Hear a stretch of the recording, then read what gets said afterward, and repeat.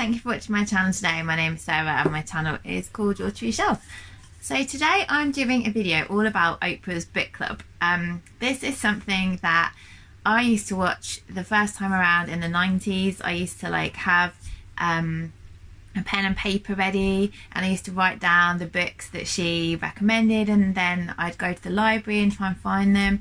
And I am like an Oprah super fan and I just got the idea, I think I got the idea from Karen Evans' channel. She said, have I ever read like all the Oprah book club books? And I decided to make a bullet journal spread of the Oprah book club books so I could kind of keep a track of which ones I have and which ones I've read. So I'm gonna do a proper video about my reading journal, but I'm just waiting for I need to get a camera that can film from a bird's eye view because I don't have that at the moment. So a tripod, not a camera, tripod that can hold my camera. So I made this little spread, just hold it up briefly. I made a spread of the Oprah book club books, so the ones that I have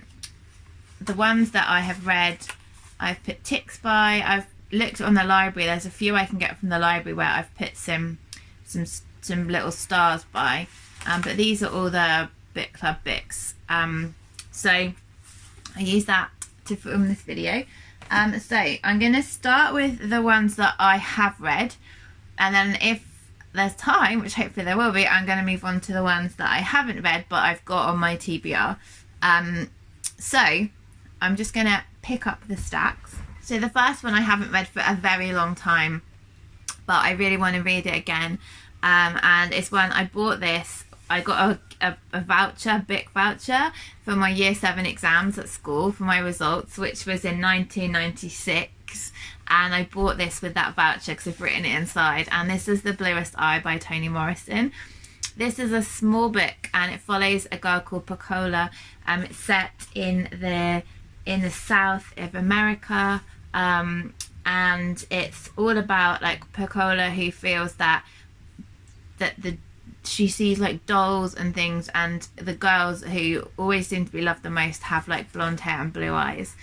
It's about her life, and she has a very, very difficult life, and I can't remember huge amounts about the plot, but I think it's sort of about her unraveling. And I really need to reread this again because it's been 20 years and I can't remember too much about it, but I've still got the same copy. The next one that I have is another one that I read a long time ago, but I really loved it, and I'd really like to reread it. I watched the film of it, which I remember had Michelle Pfeiffer in, and this is White Oleander by Janet Fitch. This is about a character called Astrid, and she has her mother called Ingrid, which is funny because I have a friend whose girls are called Astrid and Ingrid, but anyway. So Ingrid is a poet and an artist, and she murders a former lover, and Astrid ends up having to go into care because her mother goes to prison. That's all I can remember about it, but I remember this being really, really wonderful and gripping, and I'm really going to end up wanting to reread all these now, aren't I? But that one I really enjoyed. The next one is one that I got the idea from Oprah's book club, and it ended up on my favourite books of all time list.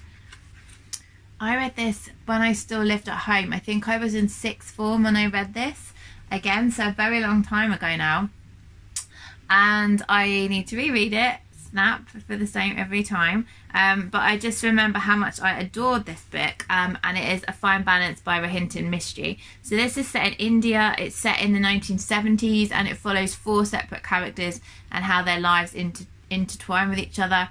What I can remember about it, I can remember there's quite a lot of trauma. I can remember not being able to sleep one night because there was some fires which were particularly traumatic to read about. I can remember the food was incredible in this book, all of the street vendors and the food descriptions were so good. And I remember there's different degrees of poverty and experience in this book as well, and I love books set in India, and I think this is the book that made me love books set in India so much. and it's just a wonderful book, and so I'd highly recommend this one too. The next one I wasn't really a fan of, but it could be because I read it on honeymoon. I don't even know why I've still got it really. I read it on honeymoon, and it's really probably one of the worst books I could have taken on honeymoon. But it is The Road by Cormac McCarthy, and this is a post-apocalyptic novel where a man and his son are trying to make it in a world which is kind of desolate and dangerous. And I don't really like post-apocalyptic books, so it could be that, or it could be that I shouldn't be reading this on a beach on my honeymoon, or it just could be that if I read it again now I'd like it, but yeah, that just wasn't for me. Okay, the next one I have is a classic, which there are quite a few classics on the list actually. This one I had for a while and I was scared of it, but I actually really enjoyed it. It is Great Expectations by Charles Dickens.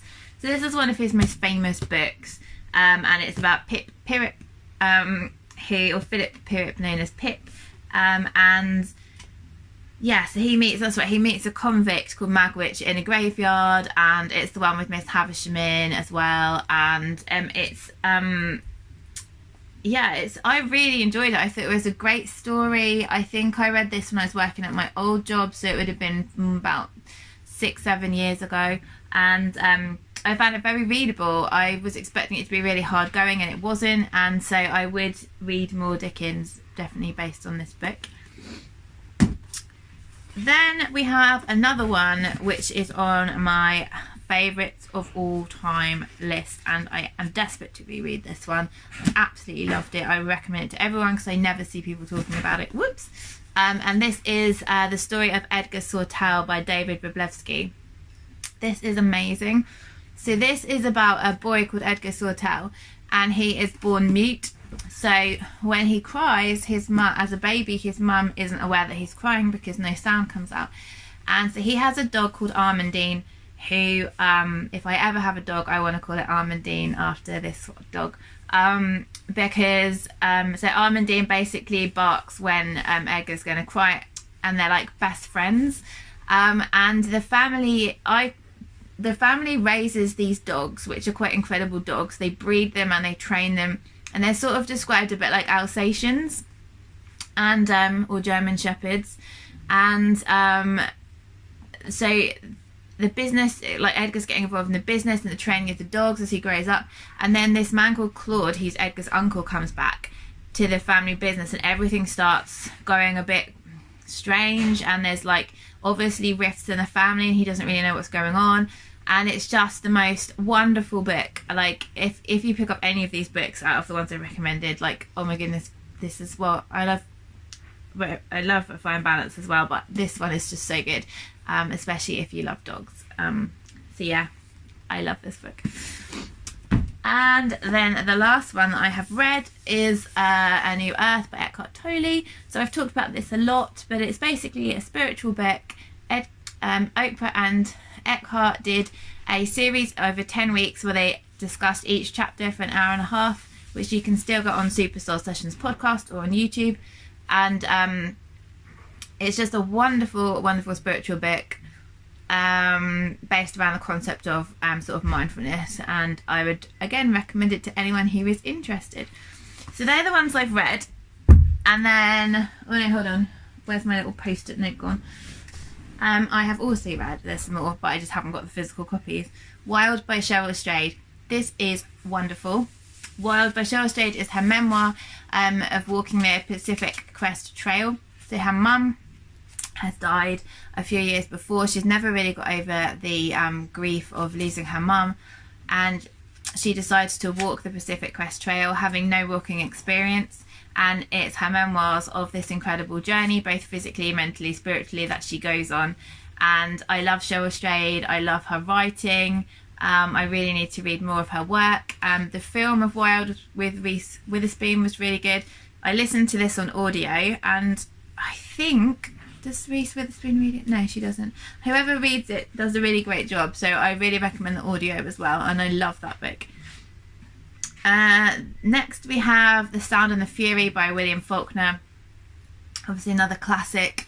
I was very intimidated to read this, but I ended up reading it for a readathon, and it was one of the books where it's really quite tricky to understand what's going on because of the time hopping, and you're not really sure who's talking and all that kind of stuff, but it doesn't take away from your enjoyment of the book.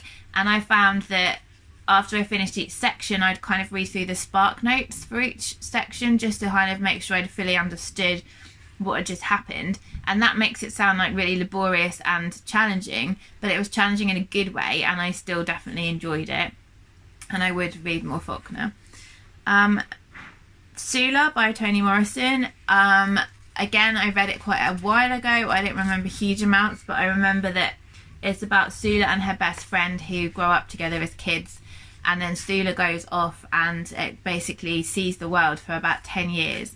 And then when she comes back, she's quite ostracised from the community, and it's about her finding her own voice and her own strength, is what I can remember. I really feel like with Toni Morrison, it'd be really nice for me to listen to some of them on audio, because I think I would really appreciate like hearing them read to me. So that would be something cool to do in a future. And then The Reader by Bernhard Schlink. So this one I remember as the film with Kate Winslet as well. This is set in the aftermath of World War II, and a youngish boy, sort of early teens, befriends a grown-up woman called Hannah, and it turns out that Hannah was previously in the SS in the Second World War, and she is facing trial for crimes against humanity. And yeah, that's the sort of setting of the story. I remember it, again, I read it a long time ago. I remember enjoying it, but I don't remember kind of what star rating or anything I gave it. So they're all the ones I've read. And then the ones I have on my TBR. So the first one is one that is being talked about to death on BookTube and is supposed to be excellent, but so I don't really need to talk about it too much. But it's An American Marriage by Tayari Jones, about Celestial and Roy, who were split up when Roy has to go to prison for a crime that he did not commit, and about their relationship as newlyweds when one of them has just gone to prison. Then we have The Underground Railroad by Colson Whitehead. I have no idea why I haven't read this yet. It's been on my shelf. It's in hardback, so I must have got it as soon as it came out. And this is about a slave called Cora who works in the cotton plantations and has a particularly terrible life. And she is approaching womanhood, and she meets another slave and they decide to escape together. And the Underground Railroad was the sort of hiding places for people who are escaping slavery and trying to escape the slave hunters. And it sounds like it's going to be very hard-hitting and very emotional, but something that's obviously extremely important to learn about and to gain as much perspective as I can about this time. Then I have another very famous book which is huge, which is the reason I haven't picked it up yet, which everyone loves it, and that is the Poisonwood Bible by Barbara Kingsolver. So this is set in the Belgian Congo in the 1960s, 1959, when there's a Baptist minister, evangelical Baptist, who takes his wife and 4 children to the Belgian Congo to do missionary work, and then it's like about his family's tragic undoing and remarkable reconstruction over 3 decades. I know this is supposed to be amazing. It's literally just the size that makes me a bit twitchy. Yeah, over 600 pages, but if it's really good, then it's worth it.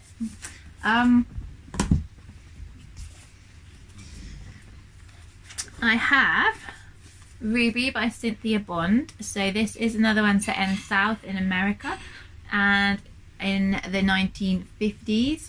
A guy or a boy called Ephraim Jennings who never forgets the girl he grew up with called Ruby, and Ruby flees from violence to New York in the 50s. She comes back home when she's in her 30s, and she's faced with the seething hatred of a town desperate to destroy her. So yeah, and then Ephraim has to choose between loyalty to her and his family. So that's that one. We'll have The Invention of Wings by Sue Monk Kidd. So I've read The Secret Life of Bees by her and really enjoyed that. This one is about, it's set in slavery times, and it's about a young girl called Handful who is a slave. And Handful is given to the plantation owner's daughter, Sarah, as a birthday present. And I think that sparks fly between the two of them, and the story goes from there. And I'm sure that I'll enjoy this, because I really enjoyed The Secret Life of Bees. So that's that one. Next I have The 12 Tribes of Hattie by Ayana Mathis. This is set in Deep South America again, and this is Hattie